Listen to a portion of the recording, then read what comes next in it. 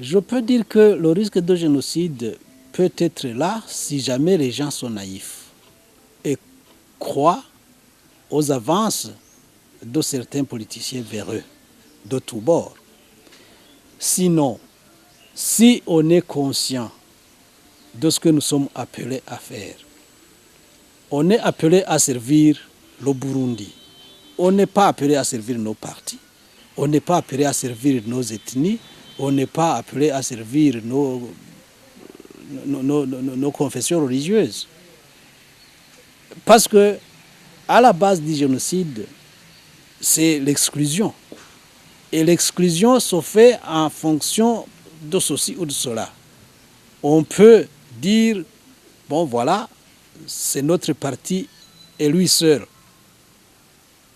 On exclut les autres, on les persécute, on les traite avec toute l'injustice qui peut s'imaginer sur cette terre. À ce moment-là, le risque peut se matérialiser. On peut dire, ceux qui ne sont pas de notre religion, ils sont tous à abattre. Si jamais on y croit naïvement et qu'on soutient telle attitude, eh bien, le risque est grand. Ou on peut dire, c'est notre ethnie et rien que notre ethnie. Le reste n'ont pas de place dans cette nation. À ce moment-là, le génocide peut être là. Mais tout ce que je peux dire, c'est que l'histoire doit nous enseigner.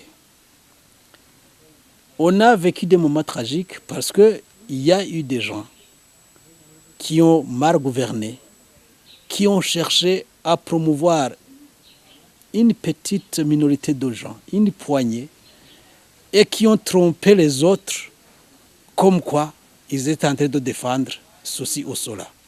Tantôt, c'est au profit d'une ethnie, alors que ce n'est pas tous les gens d'une ethnie qui ont profité de ces régimes-là. Ou bien on peut imaginer une autre histoire. Mais tout ce que je peux dire, c'est que la philosophie génocidaire, c'est une philosophie basse. C'est une philosophie qui ne mérite pas vraiment d'avoir de la place parmi les gens qui peuvent penser, qui peuvent réfléchir. Tout ce que nous devons faire, c'est améliorer la gouvernance.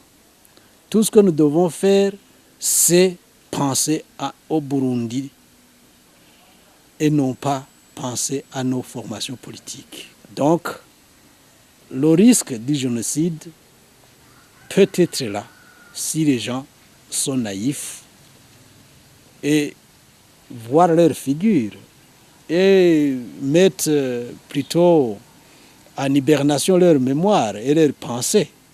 Sinon, si les gens ont un esprit éveillé et peuvent analyser l'évolution de la société telle qu'elle a été, je ne vois pas qui des Hutus, qui des Tutsis accepterait aussi facilement d'être embarqués dans cette aventure malheureuse qui n'aboutit même pas de génocide.